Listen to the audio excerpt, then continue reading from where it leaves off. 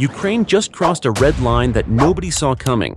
While Western analysts were lost in speculation about American military aid and F-16 deliveries, Kyiv silently assembled something far more dangerous for Moscow.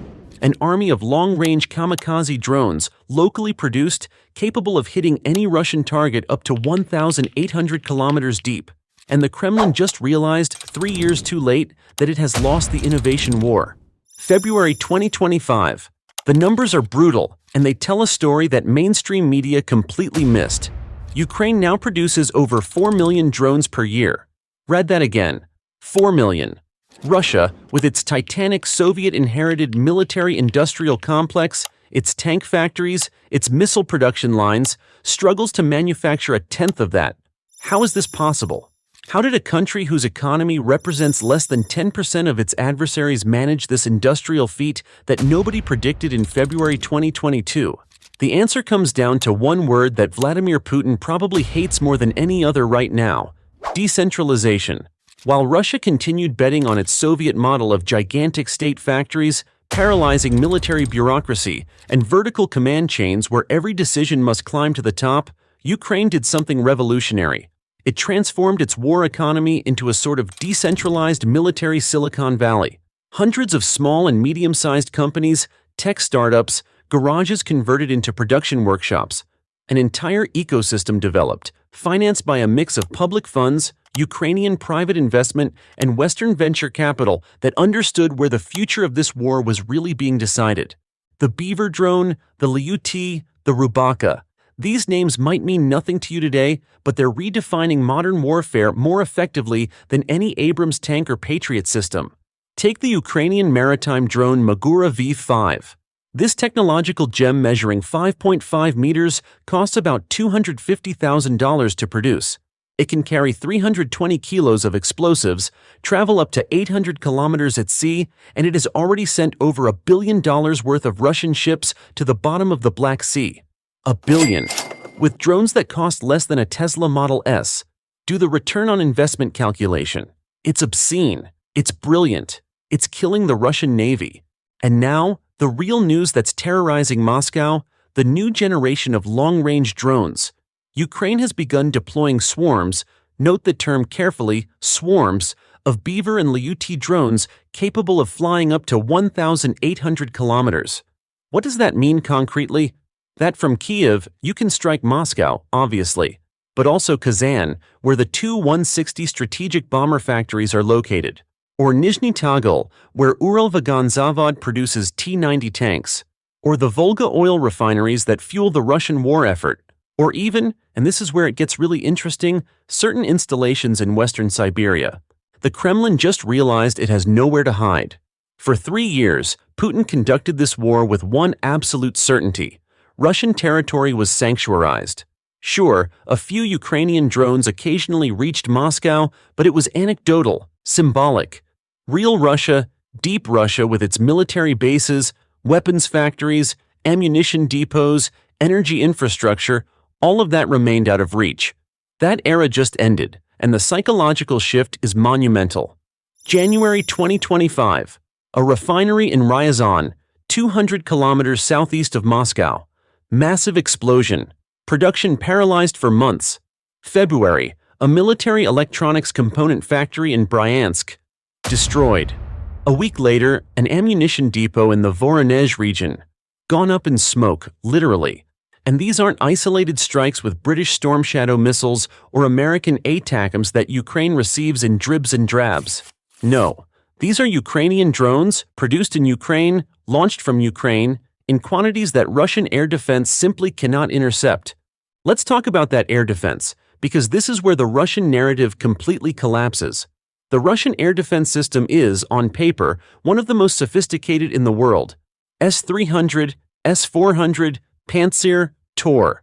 Billions of dollars of equipment, decades of development. And yet, drones costing between $15,000 and $50,000 apiece pass through as if nothing's there. Why? Because these systems were designed for a 20th century war. They're optimized to detect and shoot down supersonic fighter jets, cruise missiles, strategic bombers. Not swarms of small drones flying at low altitude, built primarily from composite and plastic with a minuscule radar signature that cost less than an interceptor missile. The economics of this equation are devastating for Russia. Each S-400 missile cost between $1 and $2 million. Firing a $2 million missile at a $30,000 drone means losing the economic war of attrition. And if you don't fire, the drone destroys a target worth maybe $100 million, $1 billion. Russia is trapped in a no-win dilemma. It's the modern equivalent of the German Vi-1 problem during World War II, but worse because Ukraine can produce these drones faster than Russia can replenish its interceptor missile stocks. And now, Ukraine is adding artificial intelligence to the equation. The new reconnaissance and attack drones integrate AI-based autonomous navigation systems that allow them to continue their mission even in case of GPS or electronic jamming. They can identify and select targets autonomously, coordinate their swarm attacks, adapt their trajectory in real time. Russia has invested fortunes in electronic warfare, in jamming systems, and suddenly all of that becomes obsolete against algorithms that learn and adapt. But it's not just about technology. It's about military philosophy, and this is where the analysis gets really fascinating. The Russian army still operates according to a rigid hierarchical model inherited from the Soviet era. Decisions are made at the top, they come down, soldiers execute. Innovation comes from state design bureaus, from generals, from the Ministry of Defense. It's slow, it's bureaucratic, it's corrupt. Every step is an opportunity for someone to siphon funds, inflate costs, slow down the process. Ukraine, by existential necessity, has adopted a completely different model. The decentralization I mentioned earlier isn't just industrial, it's also operational. Brigade, battalion, sometimes even company commanders have unprecedented autonomy to identify their needs, work directly with drone manufacturers, test new technologies, adopt what works, reject what doesn't. The innovation cycle is measured in weeks, not years. A drone proves vulnerable to a new Russian electronic warfare system. 3 weeks later, a modified version with countermeasures is deployed. This agility is killing the Russian army. Let's take a concrete example that perfectly illustrates this difference. In 2023, Russia deployed its Lancet drone, a Kamikaze drone that caused significant damage to Ukrainian positions. Solid design, effective. Ukraine analyzed the problem, and instead of asking the West for sophisticated defense systems that would have taken months or years to arrive, it did something brilliantly simple. Dozens of Ukrainian companies started producing small portable electronic jammers, inexpensive, specifically calibrated to disrupt the frequencies used by Lancets. Within months, these jammers were mass-produced and distributed to frontline units. Lancet effectiveness dropped dramatically. That's how you win a 21st-century technological war. Now, let's talk about the psychological and strategic dimension of these deep strikes. Putin sold this war to the Russian people as a special military operation happening over there, in Ukraine, far from home. Kremlin propaganda meticulously maintained this fiction that Russia controls the narrative, that everything's going according to plan, that normal life can continue. And suddenly, factories explode in Ryazan, refineries burn in the Volga region, air raid sirens regularly sound in Moscow. The war is no longer over there. It's here. It's now. And it's completely escaping the Kremlin's control. The impact on morale is impossible to quantify precisely, but undeniably significant. Workers in weapons factories wonder if they'll become the next target. Residents of cities housing military installations look at the sky with concern. Putin's implicit social contract with the Russian population, "Let me do what I want in foreign policy, and your daily life won't be affected," is collapsing. We're starting to see signs of nervousness in industrial regions, recruitment difficulties in certain sensitive factories, insurance companies now offering massive premiums to cover critical infrastructure. And economically, it's a disaster that's getting worse. Every refinery hit means reduced oil production capacity, therefore less export revenue to finance the war. Every destroyed factory means an interruption in the military production chain that was already stretched to the extreme. Russia is currently producing munitions and military equipment at a pace that's draining its Soviet-era reserves. It doesn't have the industrial capacity to absorb these disruptions. Ukraine, with its hundreds of small decentralized workshops, can lose a drone production facility without significantly affecting its overall production. Resilience is on Kyiv's side. not Moscow's. But here's where it gets really interesting from a strategic perspective. These deep strike capabilities give Ukraine leverage it didn't have before. For 2 years, the discussion in the West revolved around how can we help Ukraine defend itself, and how can we bring Russia to the negotiating table. Ukraine was in a fundamentally defensive position, reacting to Russian initiatives. Now, Kyiv can impose costs on Moscow anywhere, anytime. It can target Russian economic infrastructure, paralyze military production, create permanent insecurity on Russian territory. That completely changes the dynamics of any future negotiation. Putin can no longer afford to simply wait, to bet on attrition, to gamble that the West will tire before Russia does. Because while he waits, his war economy weakens, his infrastructure burns, and Russian public opinion begins wondering why this special operation is now hitting their own country. The strategic calculus has shifted, and nobody in Western political circles seems to have fully grasped the scale of this change. Now let's talk about something Western media carefully avoids mentioning because it complicates their simplistic narrative: Western involvement in this drone program. Officially, these are Ukrainian drones produced in Ukraine, and that's technically true, but let's dig deeper. Where do the electronic components come from? Many arrive via complex routes involving Turkey, the Emirates, sometimes even China. Where does the technical expertise to develop advanced guidance systems come from? There have been Western consultants, discrete knowledge transfers, technological partnerships nobody talks about publicly. Where does some of the funding to establish these production lines come from? Funds that transit through aid mechanisms never detailed in press releases. This isn't a criticism. It's an observation about the hypocrisy of Western public debate. We spent months debating whether we should allow Ukraine to use ATACMS missiles to strike Russian territory, with all these solemn warnings about escalation and red lines. Meanwhile, we were discreetly facilitating the development of a program that gives Ukraine a far more significant and sustainable strike capability than a few dozen American missiles. The left hand was waiving restrictions, while the right hand was providing the tools to circumvent them. It's pragmatic geopolitics, but let's stop pretending that's not what's happening. And Russia knows it. Recent statements from Russian Defense Ministry officials show growing frustration not only with Ukraine, but with Western sponsors enabling these capabilities. But here's the genius of this approach. There's no clear red line to cross. These aren't NATO soldiers on the ground. These aren't American F-16 bombing Moscow. These are Ukrainian drones. And even if the components and expertise come partially from the West, the line of responsibility is blurry enough to avoid direct escalation. It's brilliantly executed proxy warfare, and Russia is trapped. Now, let's look to the future, because what Ukraine is demonstrating will transform modern warfare.